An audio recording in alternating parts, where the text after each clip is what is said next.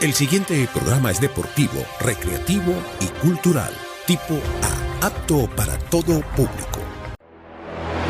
La Serie A del fútbol italiano es considerada una de las principales ligas del mundo y es por eso que damos inicio al más completo resumen semanal del calcio.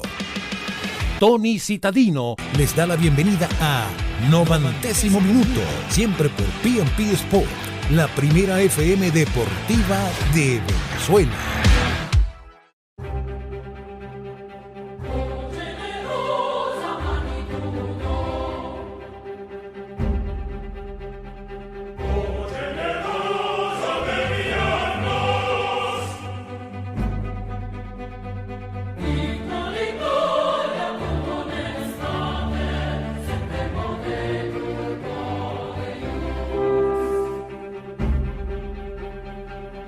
¿Qué tal, amigos? Bienvenidos a 90º Minuto por P&P Sports 89.9 FM, la primera FM deportiva de Venezuela, simplemente deportes.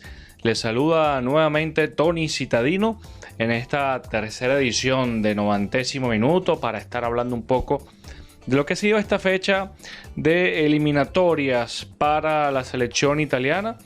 Una azzurra que llegó a 36 partidos sin perder, luego del empate de ayer ante Suiza, un empate sin goles en Basilea, y sumado también a la igualdad del partido ante Bulgaria de un gol por selección. Una doble fecha hasta el momento que, si bien le permite a Italia extender el récord de partidos sin perder, ya de 36 en los que superó la marca de España lograda en el 2007, entre 2007 y 2009, y de Brasil entre 1993 y 1996, le deja a Italia también un sabor amargo de boca, porque en estos dos encuentros sumó apenas 2 puntos de 6, como decíamos, y en par de juegos en los que tuvo, como es de costumbre, su juego vistoso, su juego ofensivo, pero le costó muchísimo marcar, le costó muchísimo finalizar la jugada, sobre todo en el último cuarto de cancha. Y es una observación que hizo Mancini tanto en el juego ante Bulgaria como en el juego ante Suiza del día de ayer. Y precisamente luego de este encuentro él analizaba el empate y decía: el resultado no nos gusta, citamos textualmente, como el jueves pasado, pero en el próximo juego haremos más cambios porque los jugadores están cansados. Tuvimos muchas ocasiones para ganar el partido, pero tenemos que ser más fuertes y precisos. Eran parte de las declaraciones de Roberto Mancini, que entró en la historia de la selección italiana. Ya lo había hecho al ganar la Eurocopa el 11 de julio pasado, y ahora lo está haciendo ya con este récord de 36 partidos sin perder, de los cuales son 27 victorias y 9 empates. En el juego de ayer, que le permite a Italia además ser líder del grupo C con 11 puntos, 4 más que Suiza, que tiene 2 partidos menos en este grupo C, hay que tener cuidado porque Italia ahora deberá enfrentarse a Lituania el próximo miércoles. Está obligada a ganar para seguir dependiendo de sí, por decirlo de alguna forma, porque tiene 2 partidos más que Suiza. Luego de este empate, las selecciones han disputado 60 juegos con 29 victorias italianas, 23 empates y 8 derrotas.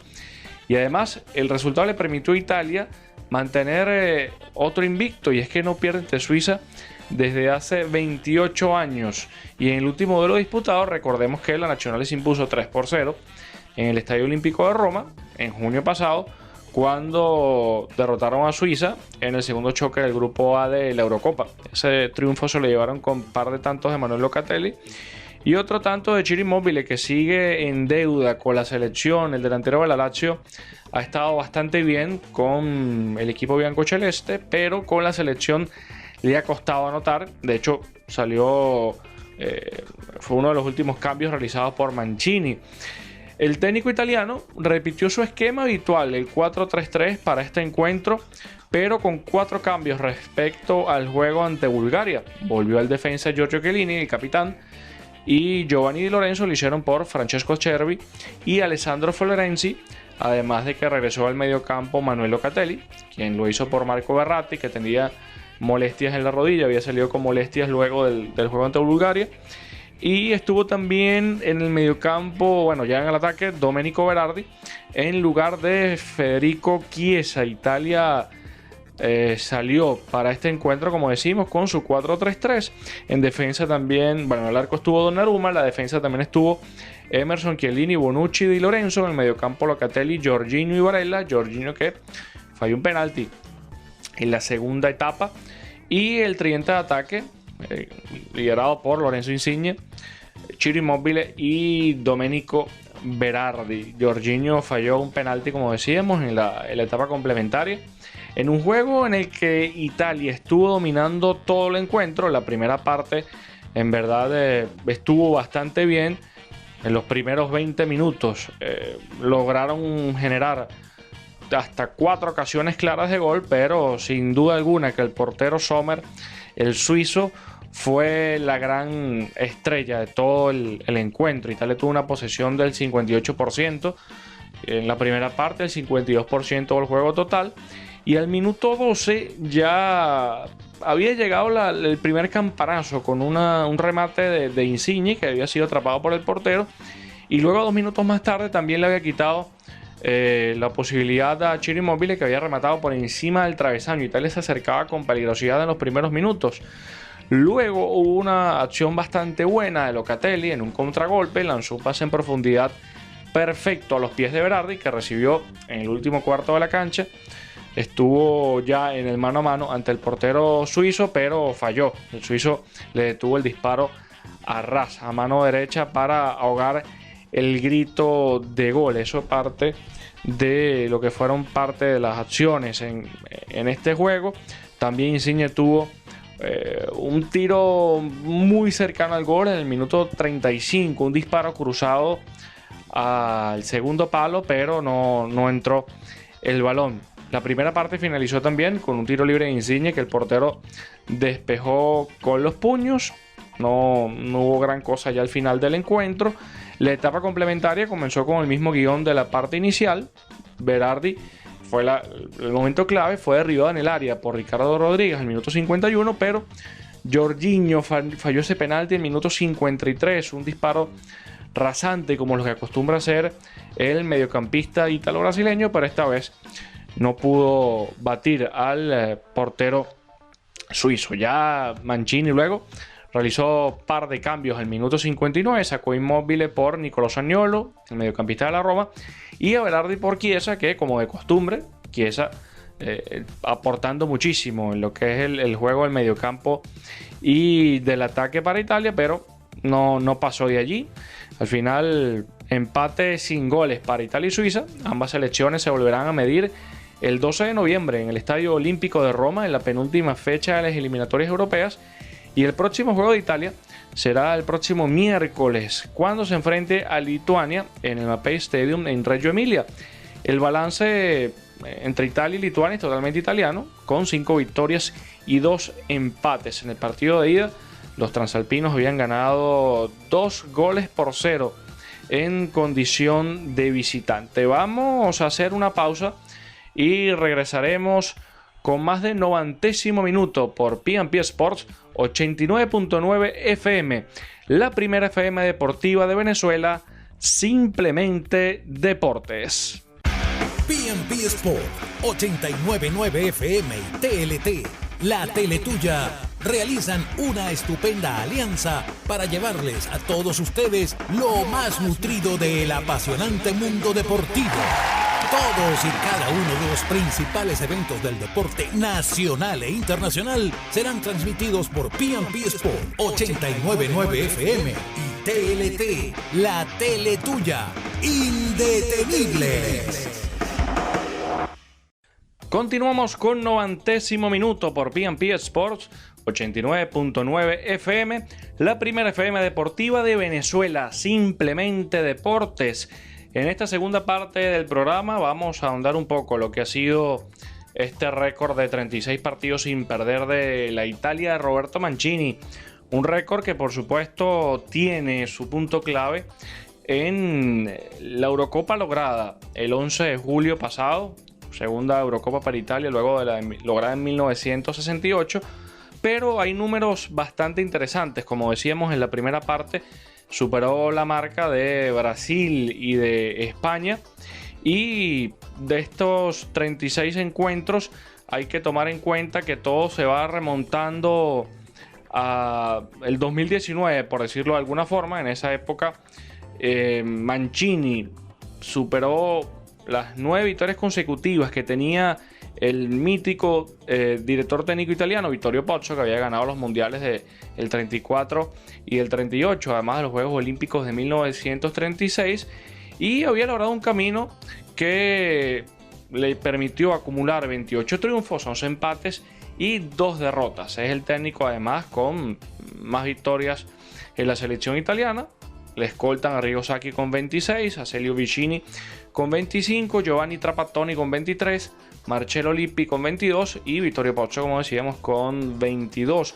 La última derrota de Italia fue el 10 de septiembre de 2018, al caer ante Portugal 1-0 en partido de la fase de grupos de la primera edición de la National League, un encuentro en el que Mancini no colocó el 11 habitual de siempre, sino que comenzó a experimentar con diversos jugadores, tratando de comenzar a darle su impronta, su estilo a la selección. Desde entonces Italia ha sumado 27 victorias y 9 empates, de los cuales 28 triunfos han sido en partidos oficiales y 6 en amistosos. En el periodo inicial logró 11 triunfos en fila, desde el amistoso ante Estados Unidos, que fue una victoria 1-0 en los últimos minutos, el 20 de noviembre del 2018, hasta la goleada ante Armenia por las eliminatorias para la Eurocopa. Fue una goleada de 9-1 el 18 de noviembre del 2019. Luego hubo otra racha de 13 triunfos consecutivos, que van desde la victoria en un amistoso ante Estonia de 4-0 el 11 de noviembre del 2020 hasta ganarle a Bélgica en los cuartos de final de la Eurocopa 2-1, que fue el 2 de julio con un golazo de Lorenzo Insigne, por cierto. Y el trayecto se rompió, por decirlo de alguna manera, con el empate en la semifinal ante España, el empate de un gol en 120 minutos, y que luego Italia ganó 4-2 en penales. Se alargó también con la igualdad de la final, por supuesto, con el empate de Inglaterra, un gol en 120 minutos, y posterior la victoria de 3-2 en penales ante los ingleses, que le dio la Eurocopa. ¿Qué le resta ahora a Italia? Bueno, le quedan 4 partidos como mínimo, pudieran ser 5 durante el año. Está todavía en las eliminatorias del Mundial de Qatar, y también tendrá el Final Four de la National League el 6 de octubre. Estará jugando con España la semifinal, y de avanzar jugará en la final contra el ganador del duelo entre Bélgica y Francia. La hipotética final sería el 10 de octubre en el mítico Estadio San Siro, y tendría la posibilidad de sumar un doblete en el año luego de haber ganado la Eurocopa. De acuerdo a las eliminatorias del Mundial, a Italia le queda, como decíamos, el duelo entre Lituania del próximo miércoles, y luego tendrá que medirse a Suiza el 12 de noviembre y visitaría a Irlanda del Norte el 15 de noviembre. Como recordábamos, Italia tiene 11 puntos en el grupo C, es líder de ese grupo, 4 puntos por encima de Suiza, pero Suiza tiene 2 partidos menos. Recuerden que al Mundial avanzan los primeros de grupo y los segundos irían a un repechaje. Recuerden que Italia había quedado fuera del Mundial en el 2018 también por la vía del repechaje, pero también, suponiendo que Italia vaya a un repechaje, también tendría la carta por debajo de la manga de que, como está en el Final Four de la National League, tendría la posibilidad de jugar a otro repechaje, suponiendo, en el mes de marzo. Seguimos hablando de lo que ha sido un trabajo de Roberto Mancini, que levantó a una Italia de las cenizas, porque cuando nadie quería agarrar a la selección, él se puso enfrente, y es que no ha renunciado a su estilo. Agarró una selección de un grupo que estaba desmotivado, un país que le había perdido la fe, pero fue presentado el 15 de mayo del 2018, debutó en un amistoso ante Arabia Saudita el 28 de ese mes y lo hizo con éxito, ganó 2-1. De allí en adelante fue trabajando por etapas, tuvo aciertos, tuvo errores, estuvo llamando a Mario Balotelli tratando de darle otra oportunidad, pero el delantero no terminó de calzar, pero en la primera edición de la National League pudo terminar salvando el grupo, manteniéndose en la primera división, por decirlo de alguna forma, con una victoria, 2 empates y una derrota ante Polonia y Portugal de Cristiano Ronaldo, que a la postre había sido campeón. Luego vino lo que fue la eliminatoria a la Eurocopa, mantuvo, como decíamos, su base 4-3-3 con jugadores como Insigne, como Immobile, con Chiesa, y ese grupo campeón de la Eurocopa tuvo a 4 jugadores, los que se pudo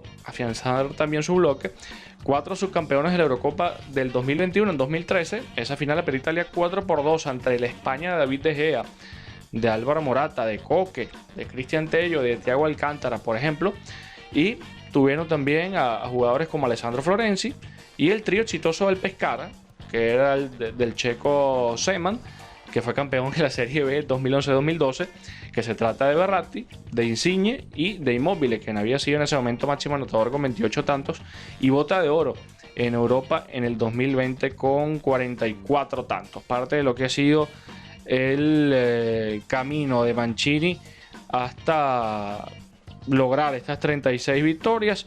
El 2019 finalizó con una clasificación histórica en el bolsillo, en un grupo que no era muy competitivo. Estaban Finlandia, Armenia, Bosnia, Liechtenstein y Grecia, pero ganaron los 10 partidos de forma contundente, anotando 37 goles y endosándole un 9-1 a la selección de Armenia. En ese momento Italia había contado ya con 54 jugadores que habían debutado con la selección en lo que ha sido el ciclo de Mancini, teniendo a Chiesa, Barella, Zaniolo, Tonali y a Moise Kean como también parte de la clave de esta nueva savia de la selección italiana. Estuvo luego el 2020 con el COVID, la selección tuvo que parar como todos, y en la segunda edición de la National League Italia ganó su grupo también de forma invicta, sumó 12 puntos de 15 posibles ante Holanda, ante Países Bajos, ante Polonia y ante Bosnia. Ganó 3 juegos y empató 3, sellando con el boleto el Final Four, como decíamos, que se disputará en octubre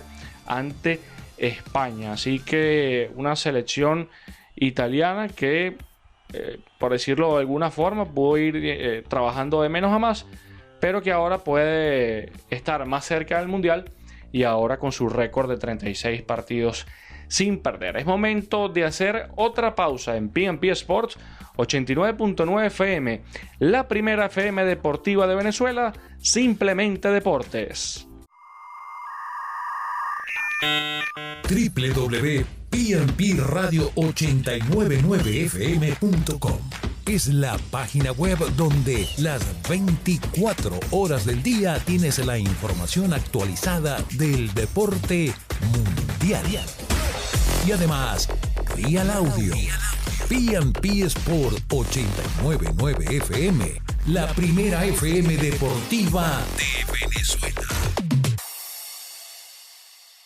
Regresamos con 90º minuto por P&P Sports 89.9 FM, la primera FM deportiva de Venezuela, simplemente deportes. Ya en esta última parte del programa tenemos, por supuesto, que encargarnos de hablar de la Serie A, que también es lo que nos interesa. Luego de esta pausa de la fecha FIFA se reanudará la Serie A, el calcio italiano, y como es costumbre, ya se van conociendo a lo largo del calendario lo que será el anticipo y el postícipo del calendario. La acción comenzará el 11 de septiembre con el duelo entre Empoli y Venezia, y luego lo que será el plato fuerte de esta jornada entre Napoli y Juventus. Ya rápidamente un gran juego en la tercera jornada en el estadio Diego Armando Maradona. Ya estaremos dando detalles de ese encuentro. Esa fecha también finalizará con el choque entre el Atalanta y la Fiorentina. Bonito encuentro para finalizar ese día sábado. Y el domingo la acción continuará con el primer encuentro de la jornada entre la Sampdoria y el Inter. Luego el Genoa visita al Cagliari y el Udinese al Spezia. Luego será también el turno del Torino, que recibirá en el Estadio Olímpico Grande Torino a la Salernitana, que regresa a la Serie A, como hemos venido hablando en los programas anteriores. Y también el domingo un encuentro interesante, Milan ante Lazio.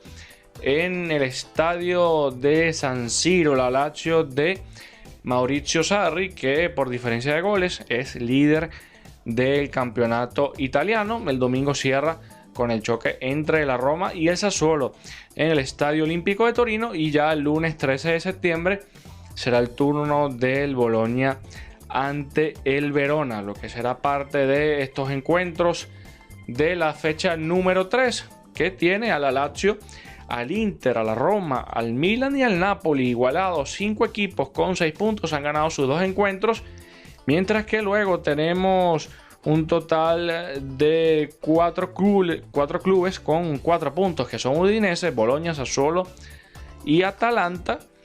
Y más atrás está la Fiorentina en el puesto número 10 y el Empoli en el 11 con 3 puntos.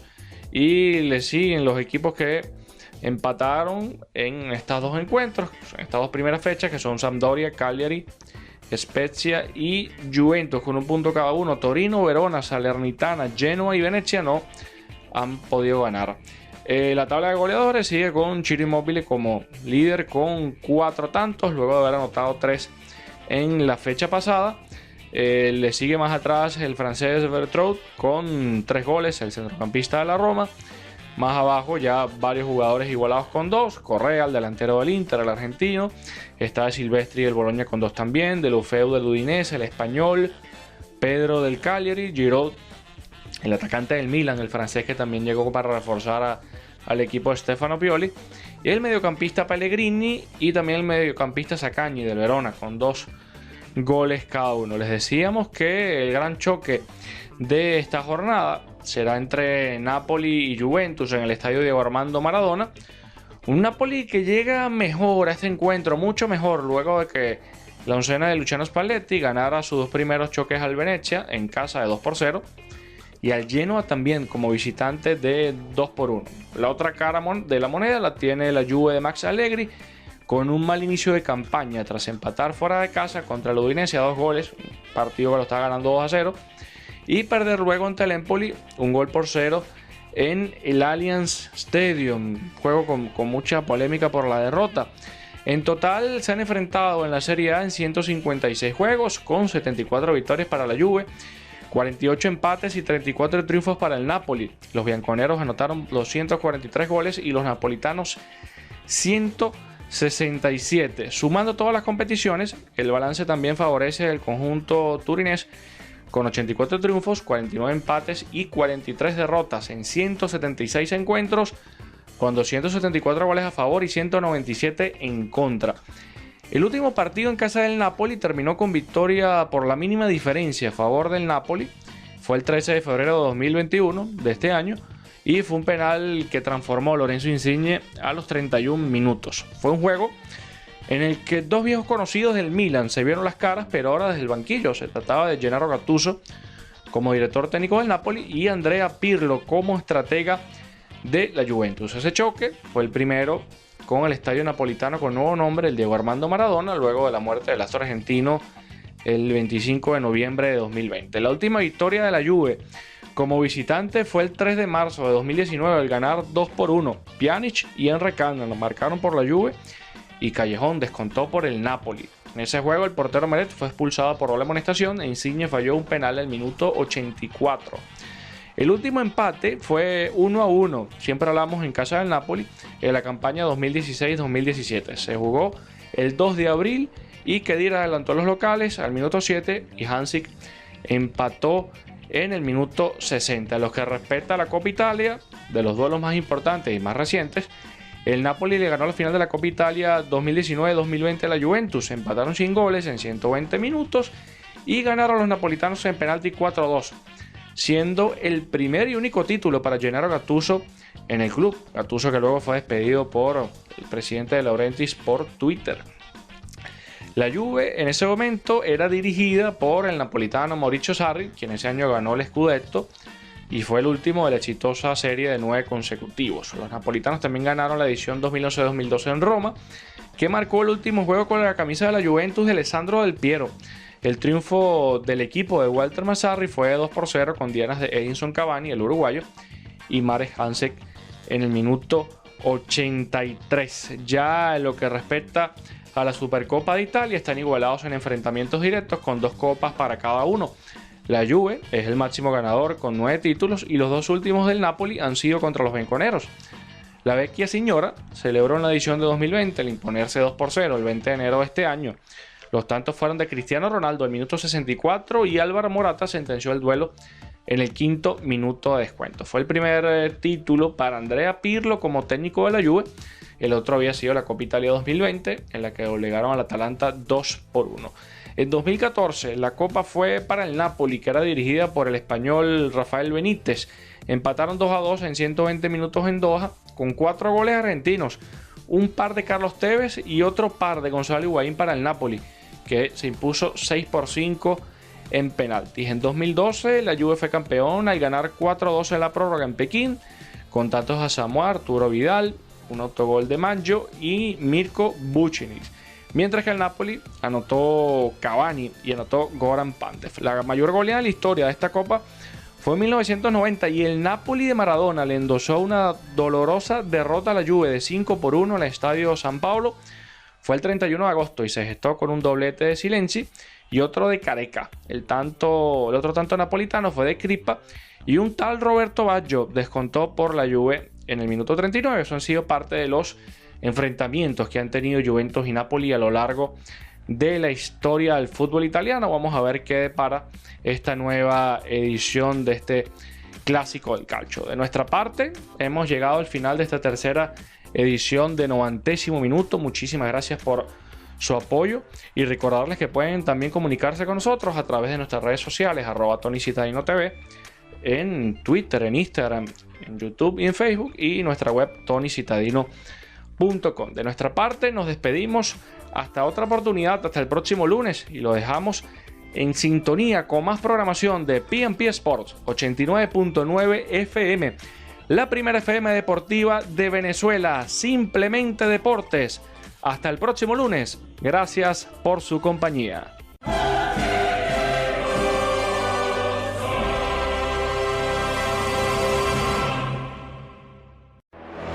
Así finaliza por esta semana 90º minuto.